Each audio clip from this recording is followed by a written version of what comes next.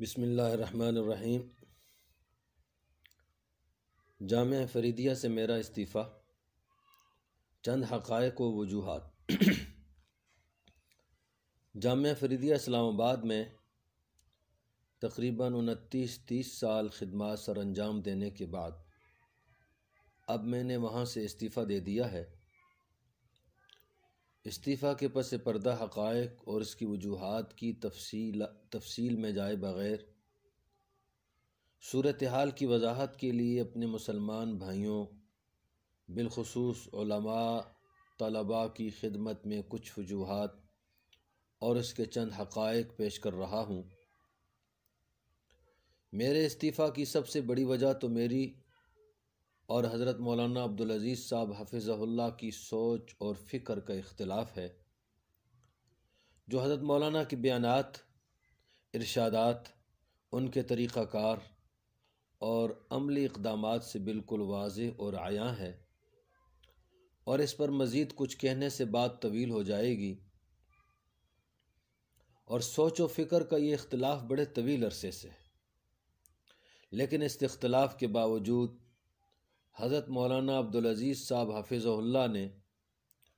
گزشتہ تقریباً 30 سال کے عرصے میں جامعہ کی مختلف ذمہ داریاں میرے حوالے کیں، اور 2004 میں جب ان کے لیے جامعہ میں تشریف لانا مشکل ہو گیا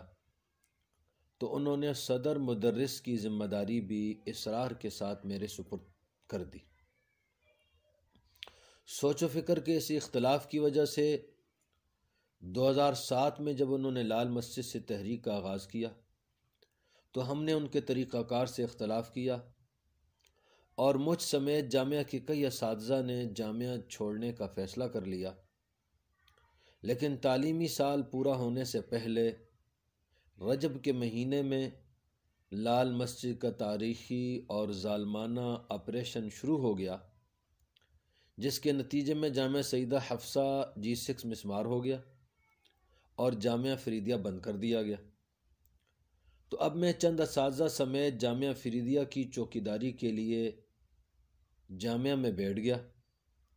حضرت مولانا عبدالعزیز صاحب گرفتار ہو گئے اور اپنے وکیل حشمت حبیب کے واسطے سے اپنے تحریری بیان کے ذریعے جامعہ فریدیہ اور جامعہ سیدہ حفصہ کا شاخوں سمیت مکمل انتظام و انصرام میرے حوالے کر دیا۔ ہفتہ میں 2 بار ان سے ہماری ملاقات کا اجازت نامہ بنا، تو ہفتہ میں 2 بار یا کم از کم 1 بار assembly dam rest house, Rawal dam rest house اور بحریہ ٹاؤن کی کوٹھی میں ان سے ہماری ملاقات ہوتی، مختلف موضوعات پر بحث ہوتی۔ جامعہ فریدیہ میں تعلیمی سلسلہ کی بحالی کی ہم کوشش کرتے رہے، اور ہم حضرت مولانا عبدالعزیز صاحب حفظہ اللہ کے سامنے کھل کر اپنے موقف کا اظہار کرتے کہ اگر جامعہ فریدیہ میں تعلیمی سلسلہ بحال ہوا تو ہم جامعہ میں صرف تعلیم و تربیت کا فریضہ سر انجام دیں گے، اور آئندہ جامعہ کے طلباء اور اساتذہ کسی تحریک کا حصہ نہیں بنیں گے، جس کو حضرت مولانا نے قبول فرمایا۔ اللہ تعالیٰ کے فضل و کرم اور حضرت مولانا فضل الرحمان صاحب زیدہ مجدہم کی کوششوں سے جامعہ فریدیہ کے کھلنے کی صورت بنی، تو اسلام آباد انتظامیہ نے باقاعدہ ایک تحریری معاہدہ کے ذریعے پنڈی اسلام آباد کی اکابر علماء کی موجودگی میں جامعہ فریدیہ میری ذمہ داری میں کھول دیا، اور وہاں تعلیم کا آغاز ہو گیا، اور اس کے کچھ عرصہ بعد مولانا عبدالعزیز صاحب حفظہ اللہ نے بہت ہی اصرار کے ساتھ مجھے نیابت اہتمام کی ذمہ داری سونپ دی، اور اس کے لیے 1 ہفتہ کے وقفہ سے 2 تحریریں لکھیں۔ ان کے گھر والوں اور ان کے بعض رشتہ داروں نے اس فیصلے کی مخالفت بھی کی، لیکن وہ اس فیصلے پر ڈٹے رہے۔ اس کے بعد ان کے مقدمات ختم ہوئے اور وہ رہا ہو گئے اور جامعہ فریدیہ تشریف لانے لگے۔ غالباً 2010 میں جامعہ کی شورا کمیٹی کا اجلاس ہوا، جس میں ہم نے فیصلہ کیا کہ جامعہ فریدیہ کی پالیسی اور دیگر تعلیمی امور شورا کی اکثریت کی بنیاد پر طے کریں گے، اور اگر ضرورت پڑی تو کسی معاملے پر خفیہ رائے شماری کرائی جائے گی اور فیصلہ اکثریت کی بنیاد پر ہوگا۔ جامعہ فریدیہ میں ہم شورا کے اس فیصلے کے مطابق خوش اسلوبی سے کام کرتے رہے۔ حضرت مولانا عبدالعزیز صاحب حفظہ اللہ کو اگر کسی مسئلے سے اختلاف ہوتا تو وہ بھی والامر الیکم فرما دیتے، اور کبھی خفیہ رائے شماری کی نوبت نہیں آئی۔ 2019 میں گزشتہ سال حضرت مولانا عبدالعزیز صاحب حفظہ اللہ نے اچانک اپنی پالیسی تبدیل کی اور جامعہ فریدیہ کے اساتذہ کرام، تعلیمی کمیٹی اور بالخصوص میرے خلاف سوشل میڈیا کو استعمال کرنا شروع کیا، اور بعض باتیں ایسی بھی فرما دیں جن کا حقیقت سے کوئی تعلق نہیں اور وہ سراسر بے بنیاد الزامات ہیں۔ مثلاً یہ کہ جامعہ فریدیہ کے سابق ناظم تعلیمات حضرت مولانا عبدالقیوم صاحب حفظہ اللہ کو جامعہ کے مکان سے نکالا، حالانکہ لال مسجد کا آپریشن شروع ہوتے ہی پہلے یا دوسرے دن انہوں نے کسی کو بھیج کر از خود ہی اپنا سامان نکال کر مکان خالی کر دیا تھا، اور یہ کہ حضرت عبدالرشید غازی شہید رحمہ اللہ تعالیٰ کی اہلیہ محترمہ کو جامعہ فریدیہ میں مکان نہ دیا، اس کا بھی حقیقت سے دور کا واسطہ نہیں۔ مولانا عبدالقیوم صاحب کا مکان خالی پڑا تھا، وہ جامعہ فریدیہ آئیں، ہم نے وہ مکان ان کو پیش کیا، انہوں نے دیکھا، پھر اگلی دفعہ وہ اپنے بچوں کو لے کر آئیں، لیکن ان کے بچوں نے وہ مکان پسند نہیں کیا اور وہ اس کو چھوڑ کر از خود ہی چلی گئیں۔ اس کے بعد وہی مکان حضرت مولانا عبدالعزیز صاحب حفظہ اللہ کے استعمال میں بھی آیا اور پھر وہ بھی اس کو چھوڑ کر تشریف لے گئے۔ سب سے بڑھ کر حضرت کی طرف سے جو بات کہی جاتی ہے کہ میں امیر ہوں اور جامعہ کے اساتذہ امیر کی اطاعت نہیں کرتے جس کی وجہ سے وہ باغی ہیں، تو اس سلسلے میں عرض ہے کہ کسی مدرسہ کے محتمم کی حیثیت شرعی امیر کی ہرگز نہیں ہوتی، اور نہ آج تک کسی مدرسہ کے محتمم نے اپنے آپ کو امیر کہا ہے، بلکہ اس کی حیثیت ایک انتظامی سربراہ کی ہوتی ہے جس کے اختیارات مدرسہ اور طلباء کی تعلیم و تربیت کے امور تک محدود ہوتے ہیں، اور پھر مدرسہ کا انتظام و انصرام چلانے کے لیے کمیٹی یا شورا ہوتی ہے، مدرسہ کا آئین و دستور ہوتا ہے۔ جامعہ فریدیہ کے انتظام و انصرام کے لیے حضرت مولانا عبداللہ شہید رحمہ اللہ تعالیٰ کے دور سے کمیٹی بھی موجود تھی، اس کا دستور اور آئین بھی تھا۔ اس آئین میں ہم نے گزشتہ واقعات کے پس منظر میں جامعہ کے تحفظ اور بقا کی خاطر حضرت مولانا عبدالعزیز صاحب حفظہ اللہ کے ساتھ بیٹھ کر متفقہ فیصلہ کیا کہ ہماری پالیسی اور اختلافی امور اکثریت کی بنیاد پر طے ہوں گے۔ تو اس متفقہ فیصلہ کے ہوتے ہوئے حضرت مولانا عبدالعزیز صاحب حفظہ اللہ کی شخصی اور ذاتی رائے پر عمل نہ کرنے کی وجہ سے ہم باغی اور غدار کیسے ہو گئے؟ ہم نے تو جامعہ فریدیہ میں 2019 تک شورا کے اسی فیصلے کے مطابق کام کیا ہے۔ حضرت مولانا عبدالعزیز صاحب حفظہ اللہ نے گزشتہ سال اس فیصلے سے انحراف کیا اور اپنے امیر ہونے پر اصرار کیا۔ کیا اس فیصلے سے انحراف کی کوئی شرعی اور قانونی گنجائش ہے؟ مختصر یہ کہ سوشل میڈیا پر کئی ایسی باتیں کہی گئیں جو سراسر بہتان اور الزامات ہیں جن کا حقیقت سے کوئی تعلق نہیں، یا ان کو غلط رنگ دے کر اور بڑھا چڑھا کر کے عوام الناس کے سامنے پیش کیا گیا، جس کا فیصلہ انشاءاللہ اللہ تعالیٰ کی عدالت میں ہوگا۔ اس سب کے باوجود ہم نے اپنی بہی خواہوں اور اکابر کے مشورے سے خاموشی اختیار کیے رکھی، صرف ایک مرتبہ صورتحال کی وضاحت کے لیے ایک وضاحتی بیان جاری کیا۔ حضرت مولانا عبدالعزیز صاحب حفظہ اللہ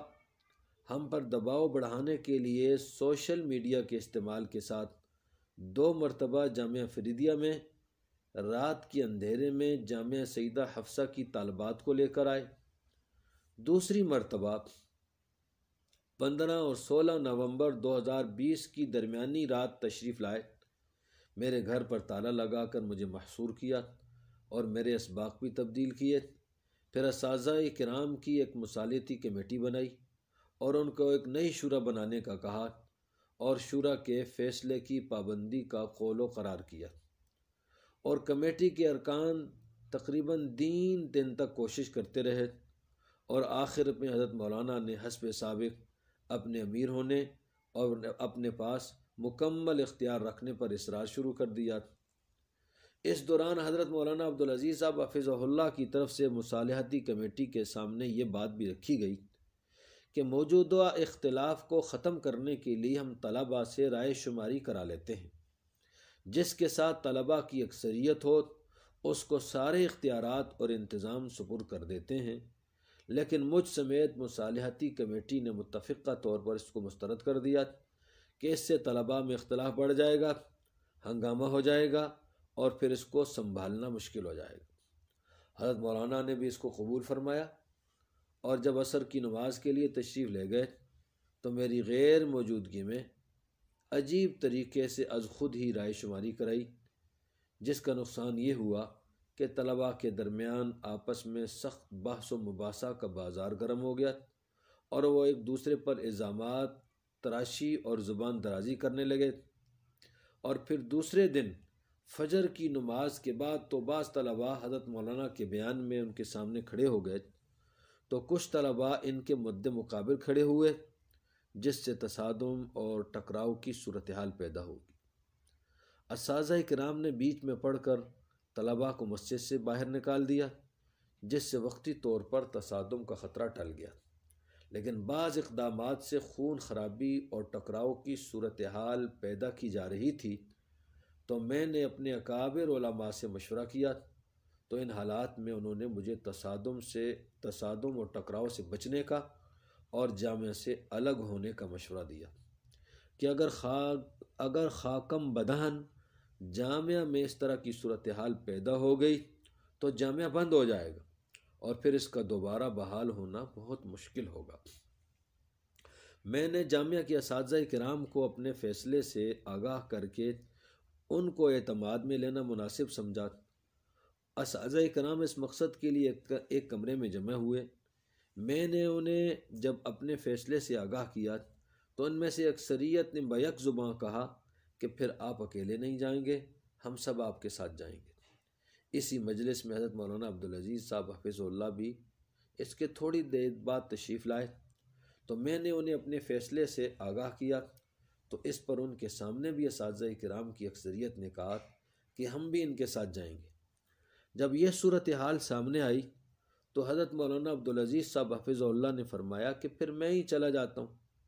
اس پر میں نے کہا کہ حضرت یہ مدرسہ آپ کا ہے، آپ محتمم ہیں،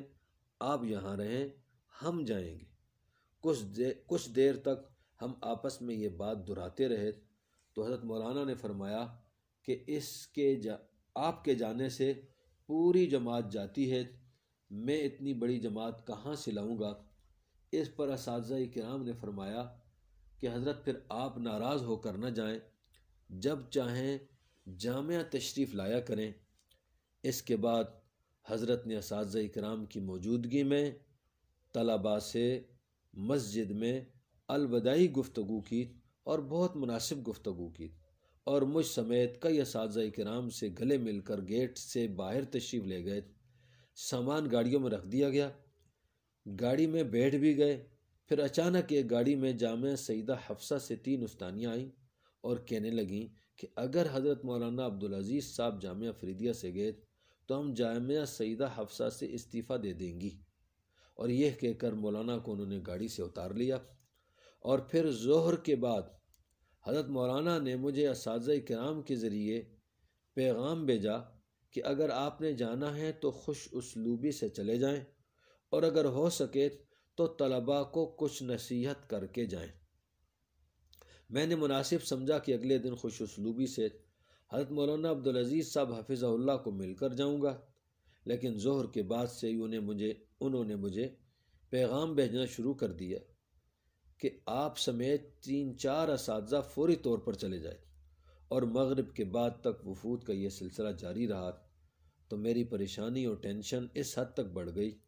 کہ مجھے اپنے کپڑے اور سامان سنبھالنے کا موقع نہ مل سکا، اور میں جامعہ فریدیہ سے آ گیا۔ اس وقت میرے پاس کپڑوں کا وہی جوڑا تھا جو میں نے پہن رکھا تھا۔ میرے جانے کے بعد پروپگنڈا کے طور پر یہ بات کہی گئی کہ میں نے اساتذہ کرام کو استعفیٰ پر تیار کیا یا طلباء کو آپریشن سے ڈرا کر گھروں کو بھیجا۔ میں اپنے اللہ کو گواہ بنا کر کے کہتا ہوں کہ یہ دونوں باتیں غلط ہیں، بہتان ہیں۔ آپریشن کی باتیں، محاصرے اور فاقے کی نوبت آنے کی باتیں حضرت مولانا عبدالعزیز صاحب حفظہ اللہ اپنے بیانات میں کرتے رہے۔ نہ میں نے کسی استاذ کو استعفیٰ دینے کا کہا اور نہ کسی کو ترغیب دی۔